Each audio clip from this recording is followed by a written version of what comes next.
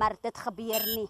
Jong mense, I want to urge those that are providing tenders to also consider the youth of Quays, because if they are provided with tenders, they are able to employ residents from Quays, and that will increase the development in our town. daar kan iets benefit. Really, we are. It's going well about development, but the problem we see these are tribalized. Tribalized because wherever you go, sometimes you will find people are recruiting, but they will tell you that here, no, it's not land for black people. They have to go and get job where they came from. The goods are very expensive here in the Kharas region, and we cannot afford because we are unemployed. That is why we are struggling with our kids selling in the street. And one more thing, the water in the Kharas region is very expensive. But about development, it's really trying comparing to another region, even where I came from. Because here there is agriculture, it's on a standard. You can see that there is agriculture comparing to our region, the north. Yeah, meaning that it's a bit okay about development. But the problem is tribalized. There is lack of job opportunities. There is no work for us. That's why we are struggling so hard to get income in Kitmansu.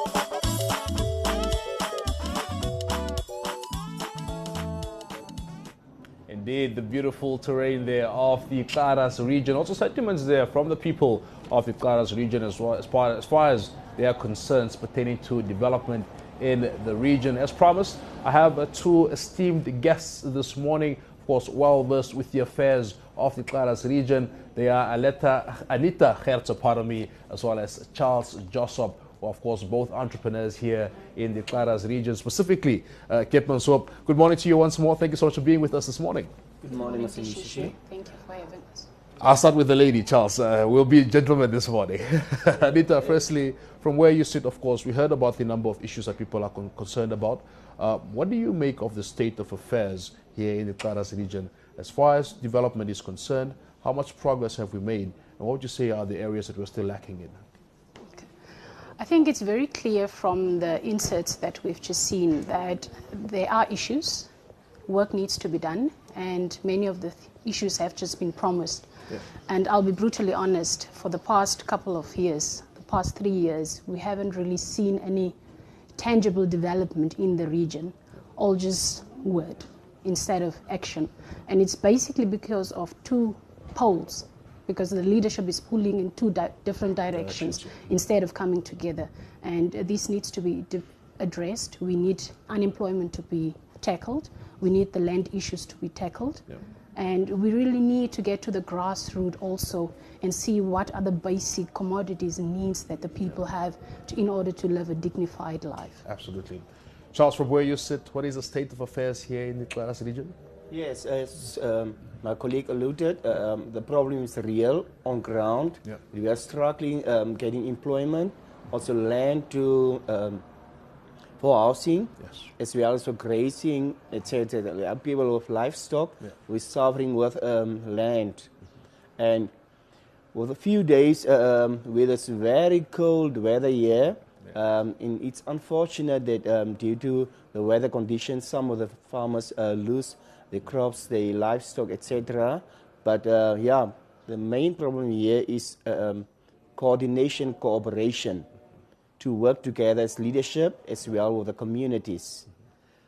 And, Governor Frederick has been calling for that, from as far as her office is concerned. Yes. But obviously, the political landscape has become diverse, especially after the last elections. But when you look at, Governor Frederick, she came in since 2020. Looking at her and what she's done so far, how do you sum her up at this particular point in time? Okay, from my side, it's unfortunate that the government position is just a ceremonial position. She don't have any budget. She don't have any whatever she can do as to enforce whatever development activities are. So, but her presence in the region is well known, and she's really doing hard to work together with the current government. But there needs to be better cooperation. Yes. Very much. Yes. Anita, what would you like to hear from Governor Frederick this morning? She's going to take to the podium in a few moments, delivering about a 16-page State of the Region address. What would you like to hear? What would you like in terms of accountability to come forward in this address here? Yes, Deshishi, first of all, I'd like to hear on land delivery and affordable land delivery, because it's one thing to have serviced land and it's the other to be able to afford. It doesn't help, we can't afford it. In order to be able to afford land, we need skills development. So I also want her to touch on how are we going to capacitate people so that we can tap into the green hydrogen that is coming, the Nekadal Dam project. So skills very needed. I also want to hear her touch on agriculture, because the Kharas region is known for karakul. Yeah. We have the Osinkiers and we have Nekadal. Yeah. But do we even have an agricultural college? No, we don't. So I also want to hear on that, how we're going to go about it. Probably about cooperatives that needs to be established by the Ministry of Agriculture so that farmers can come together and work together. Absolutely. Yes. I wish we had this conversation before so the governor can take a few notes. Charles, of course, when the governor takes to the podium now, what do you want to hear from her? You are a resident of, Keetmanshoop. You've been in the region since you're born. You've been part of the last State of the Region address. You sat and you've listened to it. As a continuation, what would you like to hear this morning? Yeah? Yes, Mr. Nishishi. I was fortunate to be part and parcel of a survey that was done in Kharas region, whereby Osinja was one of the towns which we have to visit. And see what the circumstances are in which people are living. Mm-hmm. One of the main challenges I observed there was the housing issue. As the people said in Afrikaans, people are staying for more than 30 years in these reedhuise. Yeah. Yeah. And it's very unfortunate how people, are suffering, working for how many years, still staying in that kind of, houses. Yeah. So we have vast land in Kharas region. We are really fortunate, but as Ms. Anita was saying, we can have land, but is it affordable? Yeah. Is it service? True. How easy is it to access land? So that is one of the challenges which I believe must be touched on, as well as creation of job opportunities for especially young people that is suffering. As one young man was saying, we are suffering to get a job. Yeah. So that is why we are almost there every day in town as to beg for $1, $2, as to, survive. Yeah. Yes. And I want to come to that particular aspect, the socio-economic development aspect, and especially, coming to your field as business people. You guys have been able to establish yourselves in Keetmanshoop, keeping head above water. But unfortunately, it's not as easy for everyone else. For the youth not, and even for fellow entrepreneurs. Just from where you sit, Anita, how would you describe the economic landscape here in the South as far as being an entrepreneur, being a business person is concerned here? Yes, Tesishi, it's quite difficult to be able to stay head above water. I was fortunate to be on the Business Rescue Task Force, and these are issues that we have also dealt with and tackled. And it's one thing for an entrepreneur to skill themselves, to upskill themselves, but another to start a business. So if you don't have the aid, how are you able to expand your business and really grow into a sustainable business that can last for generations? Because that is one thing that we struggle with. Many of the SMEs only have a lifespan of about 3 to 5 years, and they don't last beyond that, just simply because they don't have land. They need to rent, they need to pay commodities, they need to pay salaries. So there's nothing that is left for them to grow their vision. Just making ends meet. They're just making ends meet, and it's, you know, from the hand to the table, and that's it. There's nothing that stays in the bank. And we really have youth with bright, brilliant ideas, but are they aid? You know, are they getting enough support to really grow beyond an SME? Absolutely. Yes. And, you know, not for lack of trying, I suppose. I'm sure a number of institutions, you know, be it the Governor's Office, be it the National Youth Service, National Youth Council, they've tried. But why are the plans or the efforts not working, so to say? From where you sit once more, what do you think is the biggest problem to young people here in the Kharas region getting opportunities, accessing funds, for instance? Where does the stumbling block come?